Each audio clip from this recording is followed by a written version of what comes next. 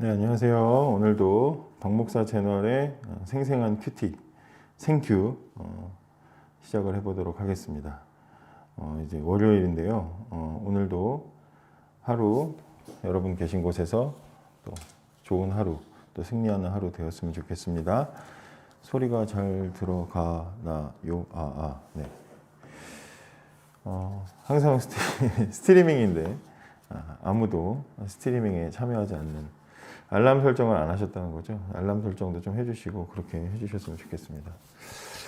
여기는 제가 사역하고 있는 우리 비터 청소년부 교사실입니다. 교사실에 지금 들어와서 혼자서 월요일날 쉬는 날인데 이걸 하고 있습니다.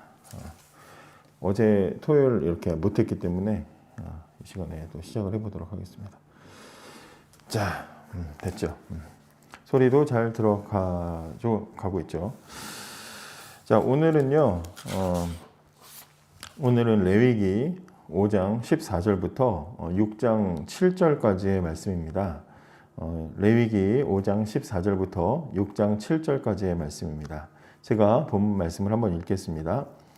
여호와께서 모세에게 말씀하여 이르시되 누구든지 여호와의 성물에 대하여 부지 중에 범죄하였으면 여호와께 속건제를 드리되 내가 지정한 가치를 따라 성소의 세겔로 몇 세겔 은혜에 상당한 흠없는 수량을 양떼 중에서 끌어다가 속건제로 드려서 성물에 대한 잘못을 보상하되 그것에 5분의 1을 더하여 제사장에게 줄 것이요 제사장은 그 속건제의 순양으로 그를 위하여 속죄한즉 그가 사함을 받으리라.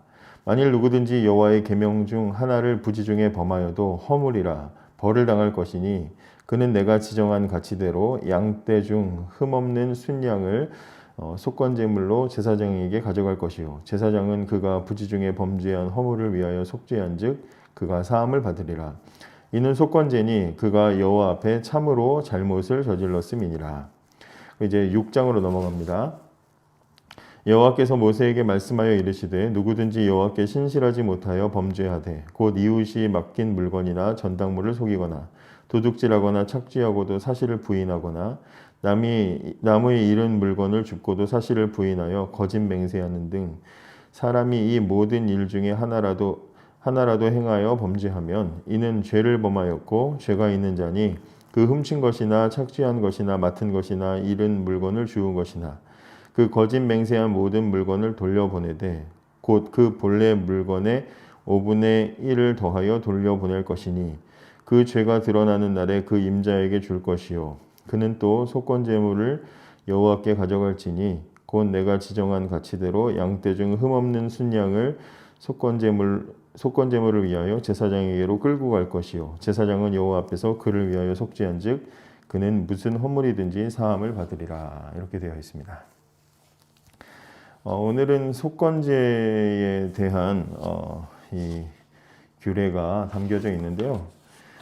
여기 속건제는 처음에 여호와의 성물, 저는 오늘 이제 5장 14절부터 19절까지의 말씀을 가지고 묵상을 했습니다.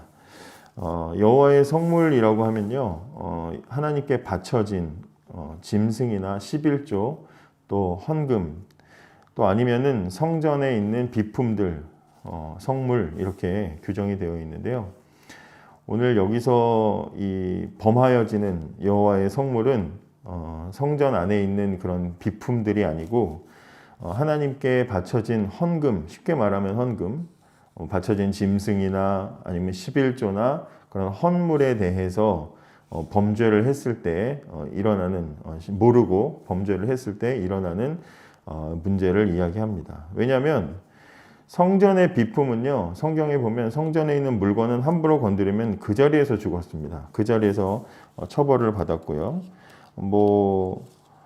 예를 들어서 우시야 왕 같은 경우에는 성물에 있는 이 우시야 왕 같은 경우에 성소에 있는 역대하 26장에 보면 성소 향단에서 마음대로 자기가 분향을 하다가 우시야 왕이 이 문둥병에 걸리는 그런 벌을 받잖아요. 그러니까 성물은 한번 잘못 건드리면 바로 직결로 벌을 받기 때문에 여기서 말하는 실수로 여호와의 성물을 건드린 그 범해진 성물은 하나님께 바쳐진 이런 짐승, 11조, 헌금 이런 부분들에 대한 이야기인 것 같습니다.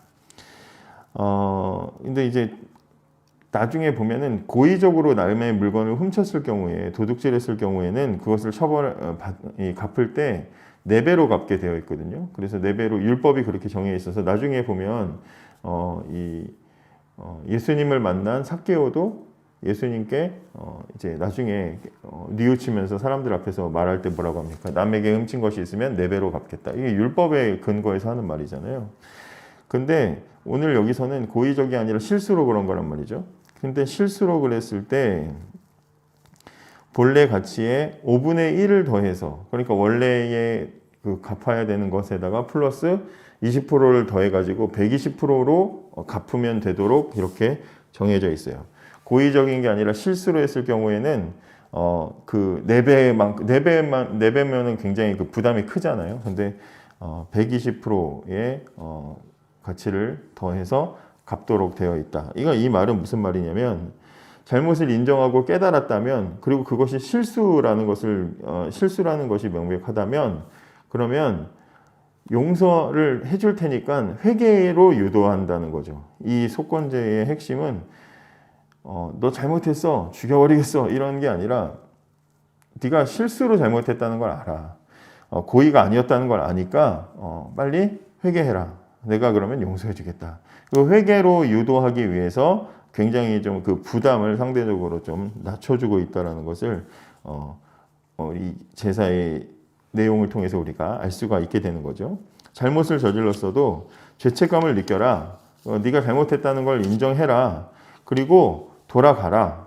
이 전에 이 4장에서도 나온 것처럼 오늘 5장 지난 주일날 거 말씀에도 이렇게 보면은 자복하는 걸 굉장히 강조하잖아요. 그러니까 잘못에 대해서 인정하고 그리고 하나님 앞에 돌아가기만 하면, 그 죄책감을 가지고 하나님께 돌아오기만 하면 하나님은 받아주시는 분이다라는 것을 이 제사를 통해서 우리가 보게 됩니다.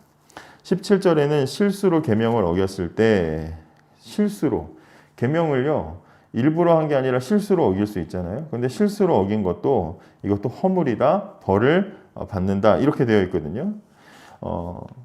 그런데 그 벌에 대해서 속죄제 같은 경우에는 제사를 이제 어떻게 제사를 지내야 되는지 이제 그 뒤에 제물에 대한 부분이 나와 있는데, 속죄제 같은 경우에는 형편에 따라서 그 제물의 이 종류가 달랐죠. 소를 드리기도 하고, 조금 뭐 없으면은 뭐 양, 염소 이렇게 내려오고, 더 없으면은 뭐 이렇게 비둘기, 뭐 새 이렇게 내려갔잖아요. 근데 속건제는 어떤 사람이든지 똑같이 사람으로 나누지 않고 그냥 정해져 있습니다. 순양을 바쳐라 이렇게 되어 있습니다. 왜냐하면 속죄제는 내가 지은 죄를 내가 하나님 앞에 지은 죄에 대한 부분이잖아요. 근데 속건제 같은 경우에는 남에게 피해를 입힌 경우란 말이죠. 사람과 사람의 문제, 하나님 앞에 사람과 사람의 문제에 대해서 지금 하는 거기 때문에 하나님께서는 남에게 피해를 입힌 부분에 대해서 굉장히 엄중하게 다루고 계신다는 것을 이 제도를 통해서 볼 수가 있습니다. 이 속건제의 그래서 특징이라는 것은 하나님과 사람에게 알지 못하고 부지중에 지은 죄라는 거, 그것에 대한 문제라는 거, 그리고 거기에 반드시 책임을 지게 한다는 것, 이것이 속건제가 가지고 있는 특징이라고 할 수가 있겠습니다. 이제 적용을 해보면 이 시대는 지금 하나님의 성물, 하나님께 바쳐진 것, 하나님의 것을 잘못 실수로 건드렸을 때 지금 이렇게 처벌받는 거잖아요. 거기에 대해서 지금 용서해준다는 지금 이런 제사잖아요. 하나님의 성물이 따로 있던 시대였습니다. 구약 시대는. 그래서 하나님의 것을 범하면 거기에 대해서 책임을 져라. 대신에 그 책임의 정도가 다른 죄에 비해서 상대적으로 낮아요. 그러니까 충분히 누구든지 하나님께 인정하고 자복하고 회개하면서 나아가면 그럼 하나님은 받아주시는 하나님이시다. 이걸 알 수가 있어요. 그런데 이 시대, 구약 시대에는 하나님의 것이 성물이 구별되어 있는 시대이니까 이렇게 했지만, 그럼 지금으로 적용하면 어떨까요? 오늘날에는 우리가 항상 헌금 시간이나 이렇게 할 때 우리가 항상 뭐라 그럽니까? 모든 것이 하나님의 것이라고 말하죠. 모든 것이 하나님의 것이고 모든 것이 다 하나님께서 다 하나님 것인데 선물로 은혜로 우리에게 주어져서 우리는 그 선물로 살아가고 은혜로 살아간다고 그렇게 말하는 그런 시대입니다. 그러니까 구약 시대에는 하나님의 것 드리면 구별하면 나머지는 내 거였지만 지금 우리는 다 하나님의 것이라는 거죠. 다 하나님의 것이고 그 하나님의 것 안에서 사는 거예요. 내가 가진 것도 나 자신도 다 하나님의 것이에요. 그러면 우리는 매일매일 우리 모든 삶의 모든 부분들에 대해서 어떻게 살아야 돼요? 하나님의 것을 사용하는 듯이 살아가야 된다는 것이죠. 지금 하나님의 것 구별된 시대에 성물이 따로 있었던 시대에 하나님의 것을 잘못 건드렸는데 거기에 대해서 죄다. 실수로 했어도 그건 죄니까 반드시 속건제를 드려라. 이렇게 하나님께서 엄격하게 규정하셨다면 지금 모든 것이 하나님의 것이고 그 하나님의 것을 은혜로 빌려 쓰고 있는 우리의 삶에서 우리는 어떤 삶의 어떤 부분들 하나하나까지도 다 하나님을 위해서 살아가지 않을 수가 없는 거죠. 그렇게 만약에 내 마음대로 하나님이 주신 삶인데 하나님이 주신 시간이고 하나님이 주신 물질이고 하나님이 주신 가정이고 하나님이 주신 비전이고 하나님이 주신 환경인데 그 어느 것 하나도 내 마음대로 사용했다가는 하나님께서는 그것도 엄격하게 보실 거라는 거죠. 그렇기 때문에 나를 거룩한 성물로서 내 인생을 또 나의 환경을 나의 가정을 나에게 주신 모든 것들을 거룩한 하나님이 주시는 성물로서 그렇게 구별되어 사용하고 있는지 오늘 말씀을 보시면서 한번 그렇게 적용해 보면 좋을 것 같습니다. 그렇게 한 주간 하나님 앞에 구별된 한 주간으로 그렇게 승리하면서 살아가는 그런 우리들이 되었으면 좋겠습니다. 감사합니다.